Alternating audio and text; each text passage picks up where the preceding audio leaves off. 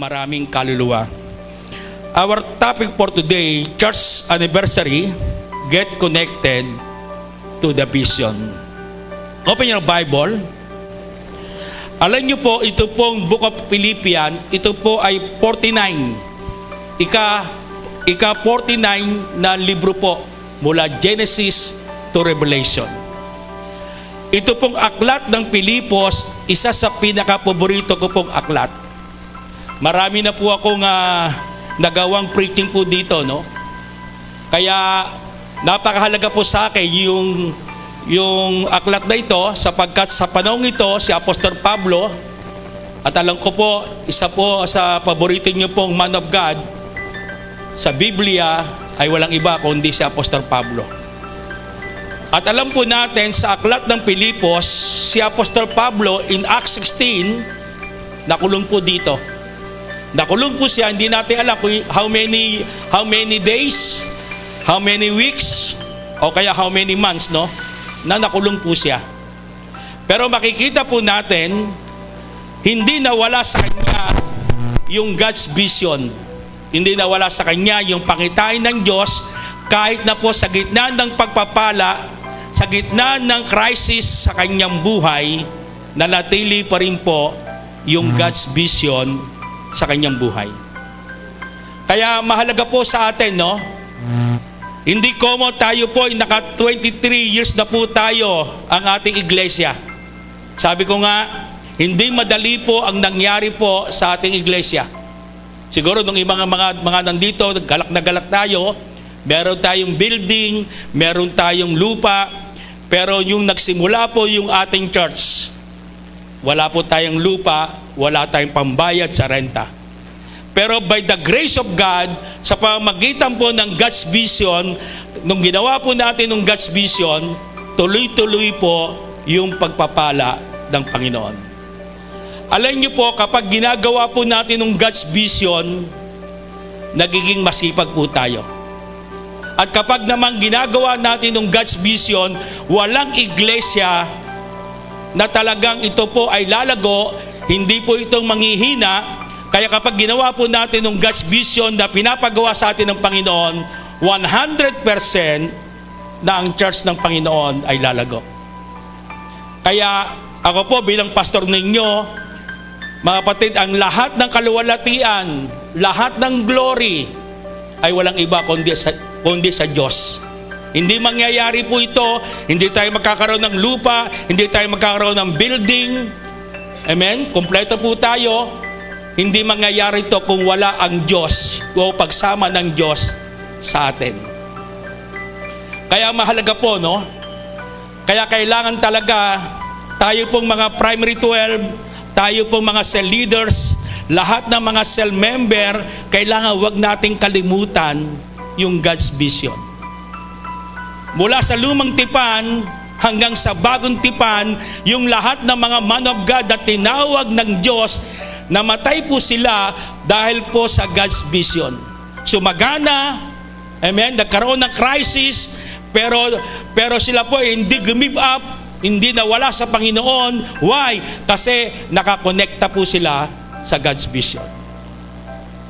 Kahit na po yung mga disciple ni Jesus Christ, amen, isa lang alagad ng Diyos ang hindi namatay sa matinding kamatayan. Lahat po ng 12 disipulo ng Panginoon ay namatay na kahindik-hindik na kamatayan dahil sa pangitain ng Diyos. Kaya ngayon pag-uusapan po natin tatlong paraan, tatlong mga bagay para po tayo maging manatili tayo nakakonect sa vision ng Panginoon. Ito pong tatlong word na ito po hindi niyo po makakalimutan. Ang tatlong salitang ito ay magsisimula sa mga letra na E, C, Q. Amen ba? Tatlong letrang ito, tatlong word na ibibigay sa atin ng Panginoon sa Philippians chapter 3, 12 to 14, yung ECQ. Napapanahon po ito sa atin ngayon sa pandemic. Kaya kapag tayo sumunod sa ECQ, yung protocol ng ECQ, alam niyo po, pagkatapos nito, pagkatapos po ng mga crisis sa ating buhay, lalabas po tayo sa crisis na ito na panalo po tayo, na tayo po'y matagumpay. Dito po, pinakita po dito, in chapter 3, 12 to 14, yung salitang ECQ. Kaya ito po pag-uusapan po natin. Tignan po natin. Balikan po natin at basahin po natin yung verse 12 hanggang 13. Sabi po dito ni Apostol Pablo. Tandaan niyo po, siya po ay nasa kulungan dito, nasa kulungan po siya. And then sabi niya po dito sa mga taga-Pilipos, sa ibang mga iglesia na tinayo niya po noong kapanahunan niya, sabi niya dito, hindi sa nakamtang ko na ang mga bagay na ito, hindi rin sa ako ay ganap na, ngunit sinisikap kong makamtan ang gantimpala sapagkat ito ang dahilan kung bakit ako tinawag ni Kristo Jesus. In verse 13, sabi po dito, mga kapatid. Kaya kung makikita po natin, ang sinabi ni Apostol Pablo, mga kapatid. Taas ang kamay ang mga kapatid ni Apostol Pablo. Taas ang kamay. Diyan sa tahanan po. Sabi dito, mga kapatid, hindi ko pinapalagay na nakamit ko na ito. Matindi po, no? Kaya kung makikita po natin, pinakita po sa akin ng ni Lord dito yung pinaka-rema word ng salita nito. Sa wikang English, sabi po dito in verse 13, letter A, sabi dito, I do not consider myself yet to have taken hold of it.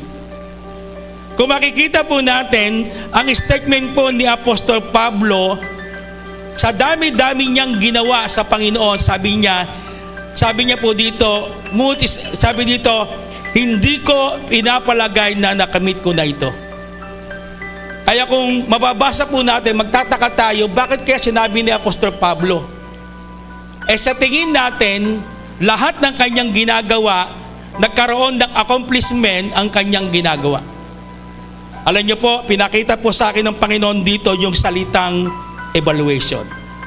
Number 1, para tayo ay magkaroon ng connected to the vision, kailangan meron tayong nitong evaluation. Marami pong mga Kristiyano, mga manggagawa ng Panginoon, kaya nadidisconnect sa vision. Ang problema po, wala po silang evaluation na ginagawa sa kanilang sarili. Pero si Apostol Pablo, kahit na po accomplishment, ginagawa niya yung kalooban ng Panginoon, ginagawa niya yung vision ng Panginoon. Sabi nga dito, nakulong po siya sa kasalanan na sila po ay nangangaral ng salita ng Diyos. Pero naniniwala ko, yung andong po siya sa kulungan. Alam niyo po, ako po hindi pa ho nakulong, napakahirap po makulong. Amen ba? Sino dito nakaranas ng makulong? Pinakamahirap po pag nakulong ka dyan sa City Hall. Mga ilang oras lang talagang kinakabahan ka. Pero si Apostol Pablo, pero sabi niya dito, I do not consider myself yet to have taken hold of it. Alam niyo po, kaya po nangyari po kay Apostol Pablo, lagi siya nakakonekta sa vision ng Panginoon, meron siyang evaluation sa kanyang sarili. Kaya kung nararanasan po natin bilang mga anak ng Diyos, bilang mga leaders ng Panginoon, amen, nagkakaroon ka na ng problema, hindi na ikaw lumalago, hindi na sumasagana ang iyong buhay, checkin po natin, magkaroon tayo ng evaluation. Baka nagkakaroon tayo ng disconnect sa God's vision. Kaya kung makikita po natin, sabi ni Apostol Pablo, very humble. Amen? Hindi niya sinasabi na nakamtan niya na. Why? Kasi po, meron siyang evaluation everyday na ginagawa. Tayo kasi minsan, nagkakaroon tayo ng evaluation, pero ang evaluation po natin, hindi sa sarili natin, ang ina-evaluate po natin, yung kapwa Kristiyano po natin. Hindi masama. Pero dapat, pag tayo magkakaroon ng evaluation, dapat 80% sarili mo. mabigat, baliktad, pag tayo nagkakaroon ng evaluation, yung 80% dahil kasi hindi kapatid. Dapat 20% lang sa ibang tao. As a leader, mga kapatid, pag nag-evaluate, kailangan 80% nagkakaroon ka ng evaluation, sinusuri mo ang iyong sarili sa harapan ng Panginoon. Kaya kung makikita po natin si Apostol Pablo, marami na siyang ginagawa, pero sa bandang dulo ng kanyang buhay, sabi niya, hindi ko siya sabi nakamtang ko na ito. Why? Kasi mahalaga po kung gusto natin laging magkaroon ng connected sa bisyo, kailangan evaluation. Di ba sa atin, nararanasan natin, bakit kaya lagi naman ako nagkakandak ng cell group once a week, pero parang walang nangyayari.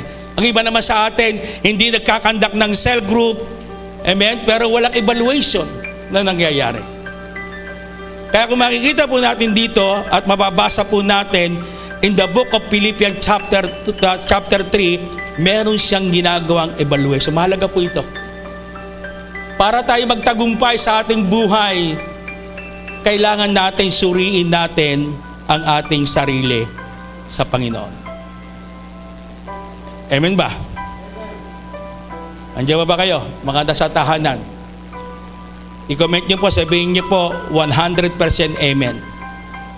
Kaya evaluation po.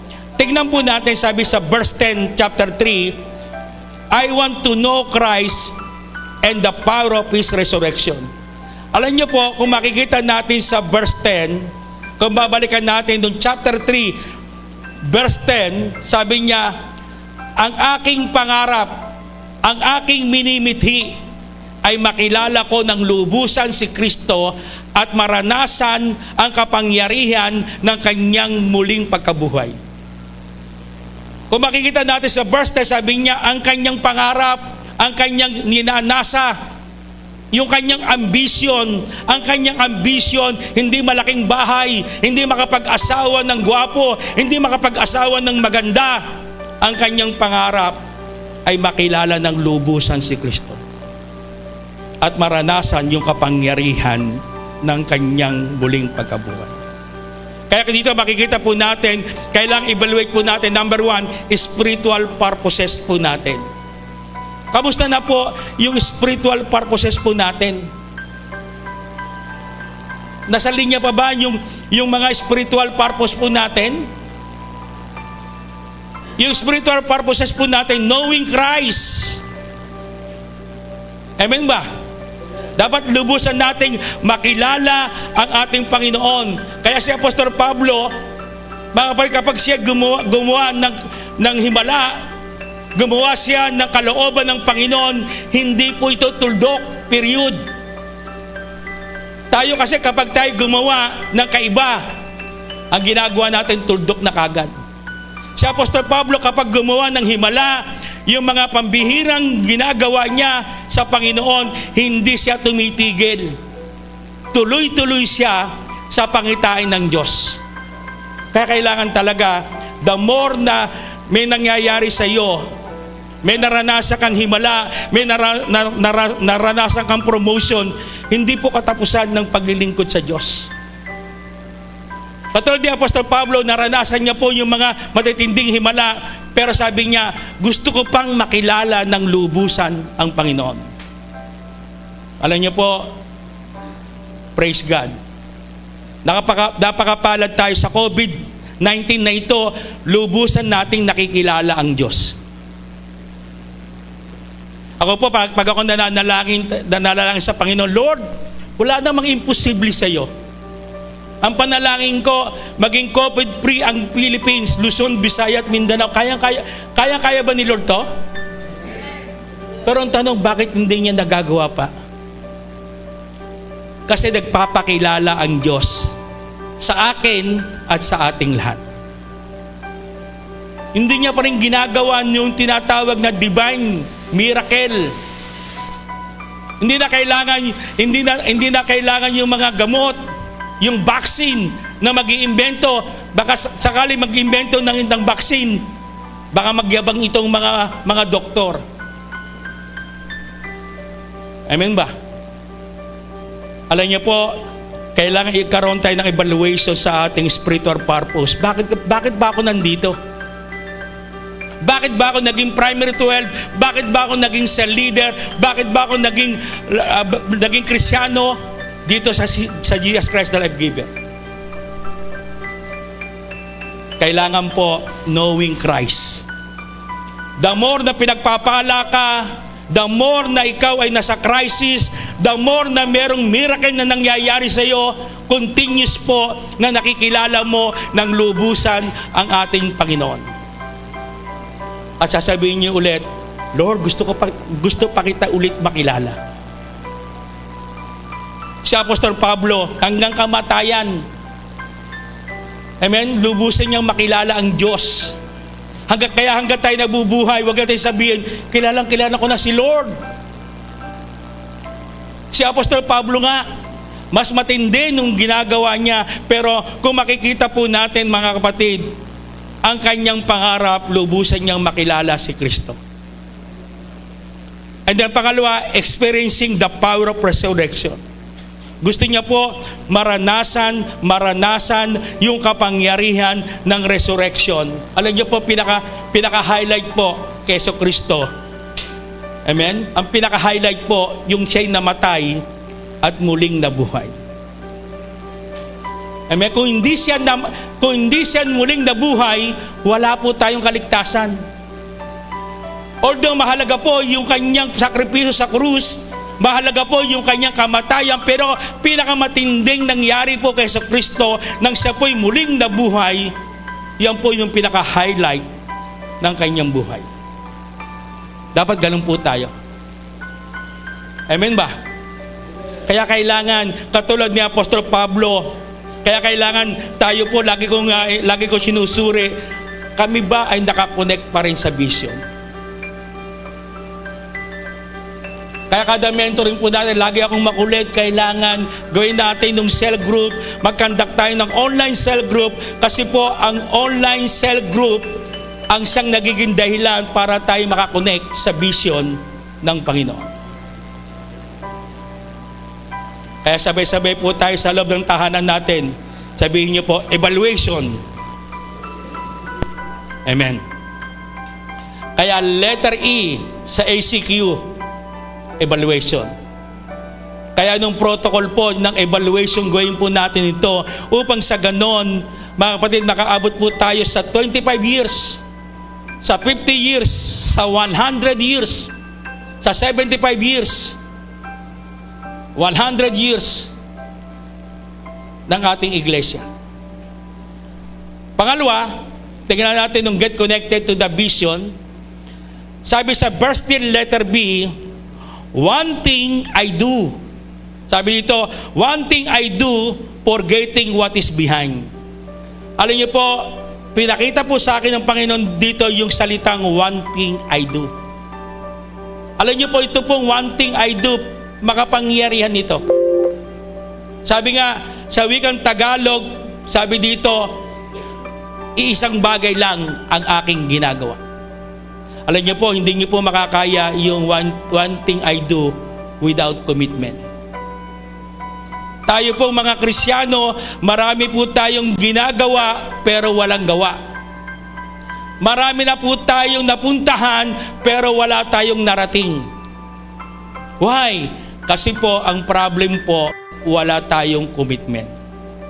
Kaya letter C, mga kapatid, kailangan po, para nakakonect po tayo sa vision, kailangan po yung tinatawag na commitment to the vision. Amen ba? Kaya nung nakita ko po itong God's vision to win soul and make disciple, mga kapatid, sabi ko hanggang kamatayan na to. Hanggang ako'y pastor ng Jesus Christ the Life Giver, hindi ako bibitaw sa God's vision na makapag-win at makapag-disciple pa ng maraming kaluluwa for the next generation ng iglesia. Amen ba? Kaya mahalaga po yung commitment. Kaya kung gusto po natin, nakakonekta tayo sa vision, kailangan yung paglilingkod natin, yung commitment po natin. Alam niyo po, si Apostol Pablo sa Philippians, nandoon siya sa Philippians nakakulong. wala siyang commitment. Andiyan ba kayo? Inuulit ko, walang nag-react eh. Yung si Apostol Pablo dito sa Philippian, wala siyang commitment. Amen ba? Alam mo, sa totoo lang, wala talaga siyang commitment, pero meron siyang 100% commitment. Kasi hindi lang dapat commitment.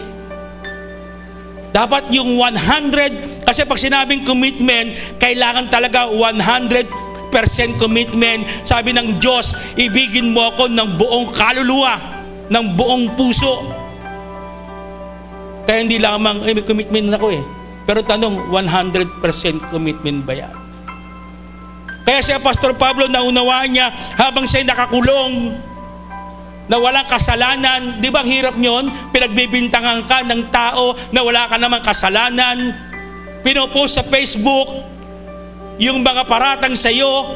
Di ba di isang galit na galit tayo? Pero si Apostol Pablo, alang mahirap, pinaratangan ka tapos kinulong, mahirap po yun. Eh tayo, nasa Facebook lang, nabasa natin. Amen? Nakalagay sa post, nakalagay sa comment, sa messenger. Pinagbibintangan ka sa mga bagay na hindi mo ginagawa. Ano mangyayari sa iyo? Putok ang butki mo. Samantala si Apostol Pablo, nakulong. Ladies and gentlemen. Pero negative, wala siyang nabanggit sa Book of Philippians na nagreklamo. Amen? Na nagreklamo siya, umangal siya. Amen? Nagrebelde siya. Pwede siya magrebelde kay Lord. Lord! Pati nung gobyerno, nagrebelde.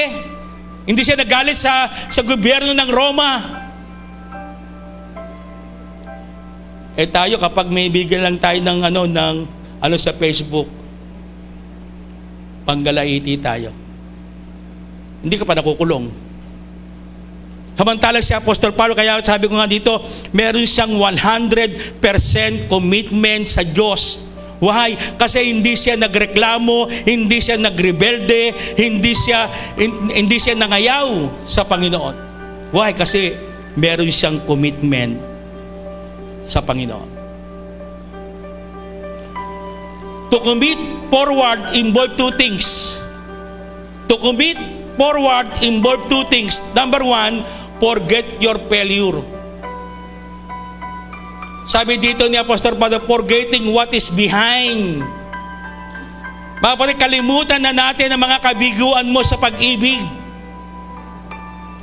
Kung iniwanan ka, mga kapatid, ng yung iyong mahal, the only love, meron pong babalik na mas maganda. Amen ba? Hindi ako tumitingin sa inyo. Pero kung ito ay para sa inyo, amen, sa inyo talaga ito. Kasi kailangan forget your failure.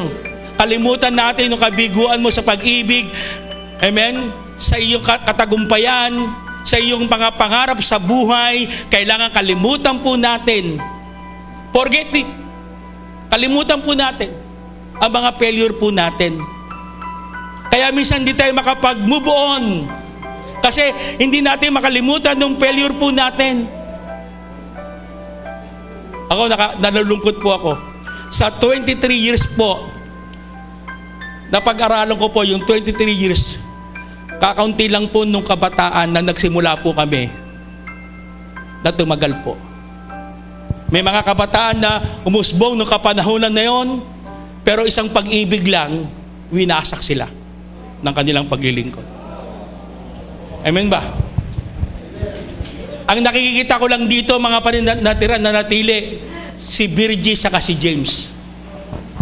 Silang Irene Buesa. Ayun ang mga youth doon eh. Amen? Sino pa? Sila Jed. Eh anak ko na yun eh, si Jed. Amen? Si Jedy. Pero anak ko kasi yun eh. Amen? Sino pa? Ang nakita ko lang po, mga kapatid, si Lani at si Benji. Amen? Kasi sila Brother Bong, binata pa yan eh. Iba nililigawan noon yan eh. Amen. Andiyan ba kayo? Pero ang kagandahan si Brother Bong na natili siya. Amen?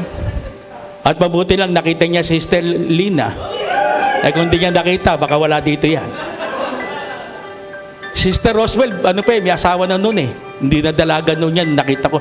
Alam niyo po mga cell group member ko no, Sister Rosmel, Sister Lani, Brother Benji, wrong motive. Nagsimula siya. Amen? At maraming kapulisan pa. Hindi pa tayo homogeneous noon.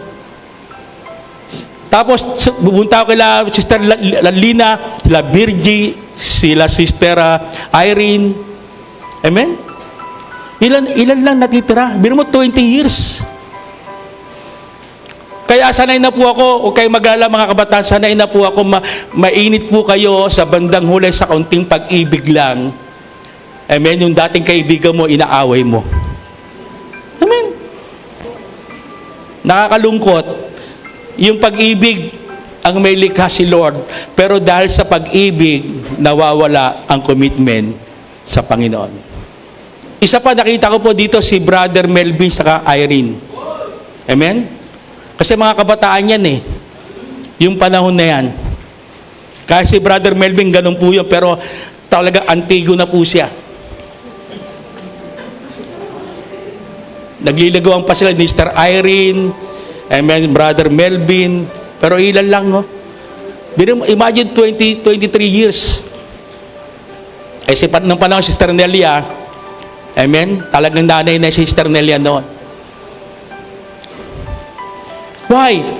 Mga kapatid, napakalaga po yung connected natin sa vision. Kaya ako po, minsan na parang nakukulitan na po kayo, na-open na kayo, si Pastor lagi na lang vision. Kasi why, mga kapatid, nakita ko po, sa 20 years, 10 taon lang tayo nasa vision.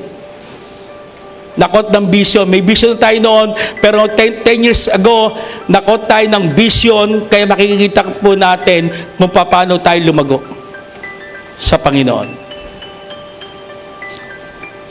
Sabi nga dito, forget your failures. Pangalawa, forget your successes. Kalimutin daw natin ang mga katagumpayan po natin. Why? Kasi kapag hindi natin makalimutan yung katagumpayan po natin, magiging mayabang tayo. Ayaw na natin magpaturo. Kaya si Apostol Pablo sabi niya, kalimutan ang mga failure, kalimutan ang katagumpayan upang sa ganoon patuloy tayo mag-commit sa ating Panginoon.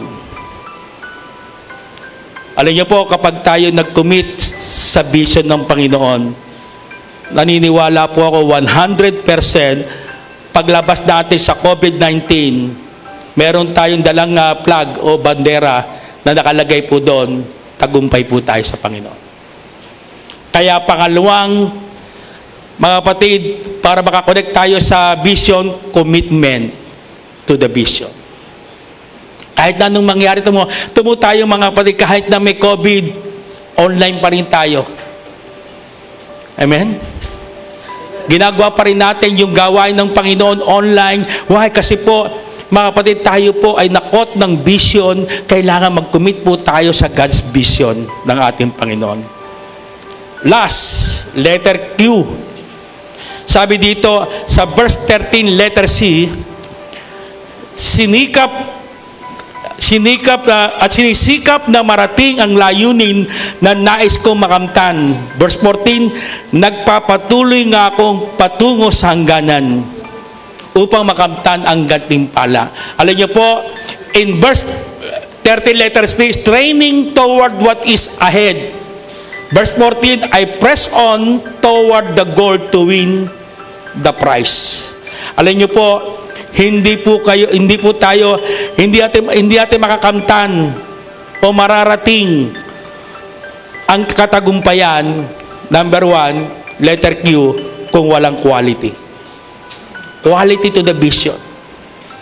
Kaya habang tayo tumatagal, katulad ni Apostol Pablo, habang ginagawa niya ang pangitain ng Diyos, habang ginagawa niya ito, nagkakaroon ng quality yung kanyang ginagawa.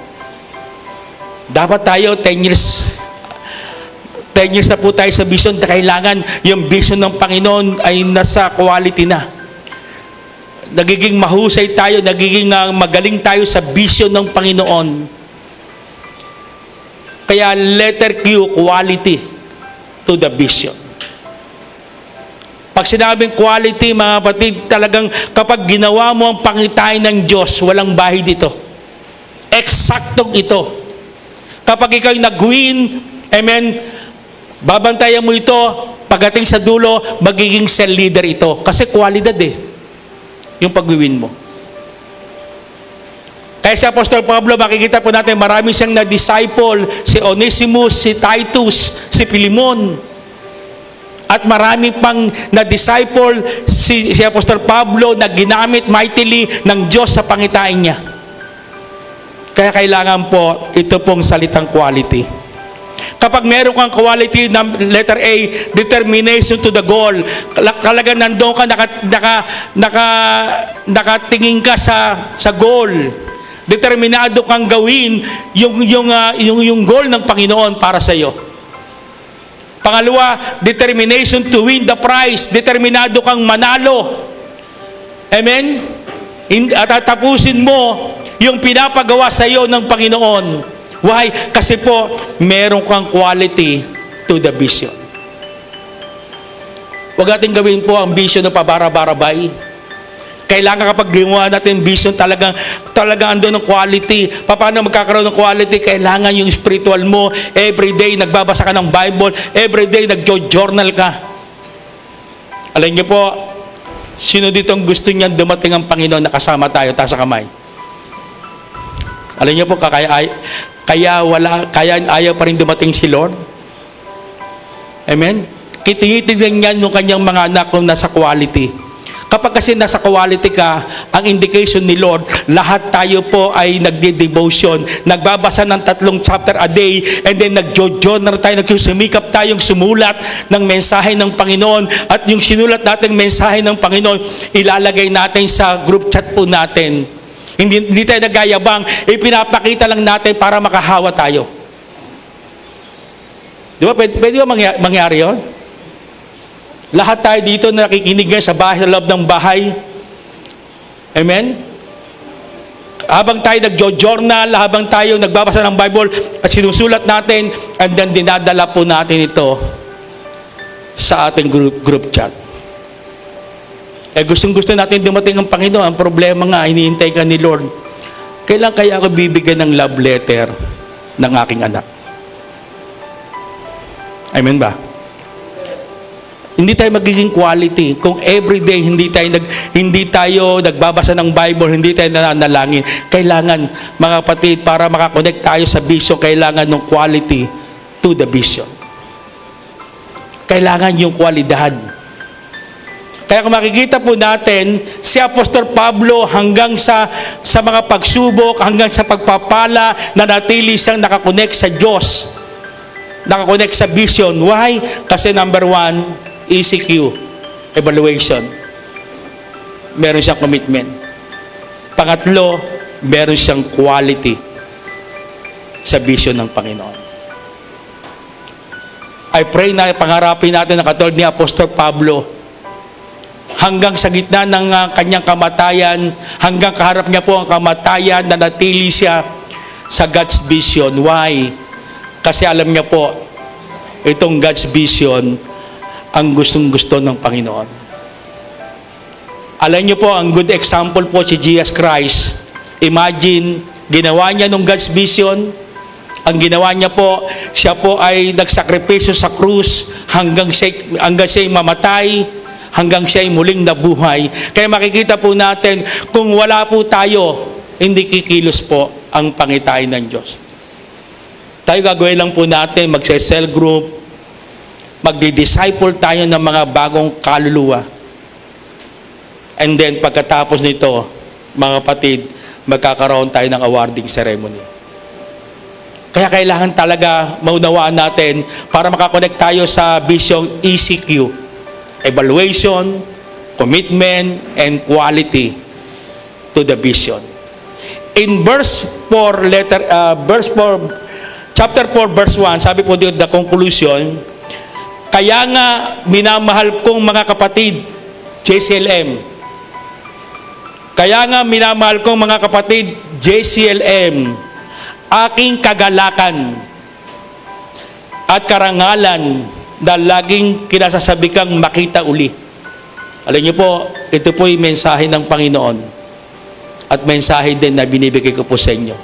Sabi dito ni Apostol Pablo, aking kagalakan at karangalan na lagi kong kinasasabi kang makita uli. Kasi ngayon mga kapatid, lockdown tayo. Pero andoon po yung puso ng mga leader na katulad ko po, lagi kong kinasabi kang makita uli. Sabi dito, magpakatatag kayo sa iyong pamumuhay na kaugnay sa Panginoon. Alam niyo po, get connected to the vision. Kailangan po stand firm in faith and then love for the church. Alam niyo po, kung paano minahal ko po ang church na to ng Panginoon. 23 years na wala na po yung physical ambition ko po. Okay lang, ang bahay ko po, karaniwang bahay lang. Amen? Pero, why? Kasi po, minahal ko po ang iglesia. Kung paano minahal ko po ang iglesia, ganun din po, mahalin po natin ang ating iglesia ng Panginoon. Nawa, wala na po akong mababalitaan na mangangayaw. And then sasabihin, Pastor, ang paglilipad ko naman, iglesia din. Pero iba po. Iba po yung ating church na kinagisnan na pinanganak. Nakakita ka na ba isang pamilya, halimbawa, Del Rosario family? Doon ka pinanganak sa Del Rosario, and then pagdating ng sasabihin, lalapit kay Brother Bong, Dad, lilipat na lang ako ng bahay. Doon ako sa Cubio family. Amen? Pareho namang pamilya yun eh. Di ba kay Brother Bong, napakasakit. Del Rosario kang pinanganak. Tapos lilipat ka sa Cubio. Amen? Parehong pamilya, pero iba pa rin po. Kaya I hope huwag kayong dalawin ng kaaway. Yun ang logic ng kaaway. Sabihin sa inyo, lipat ka na sa ibang church. Walang maninita sa'yo. Pareho lang din naman yun. Church din ng Panginoon. Yeah, pareho. Pero meron tayong na-miss sa church. Ang pastor ninyo, 23 years. May panahon ba ako aalis dito? Batang-bata pa ako, 58 years old na ako. Amen ba? Wala na. Kaya nararanasan ko po at siguro hindi nyo po maramdaman. Yung iba dito nakaranas, Sister Nelia, naranasan namin. Nangupahan kami, walang pambayad. Alam nyo po, ang ginagawa ko lang, sabi ko, anak ako ng Diyos, pinapakapal ang mukha ko ng Panginoon sa kahihiyan. Pero walang give up. Amen ba? Yung iglesia, nung church natin noon, kahit bigayin mo, walang pera. Pero ngayon, kaunting kilos lang natin, Pastor, pwede ba natin ito? Kasi pwede magbigay. Kasi may pera ang church. Hindi ko naman pera yan. Amen ba? Kaya itong 23 years, isang pagpapala ito na binigay sa atin ng Panginoon. Hindi tayo nag-celebrate every years, pero tayo nag-celebrate ngayon. Kasi sabi nga dito, kinasasabihan ko na makita kayo uli. Sabihin niyo po sa iyong katabi, sigawan niyo po, huwag kang aalis.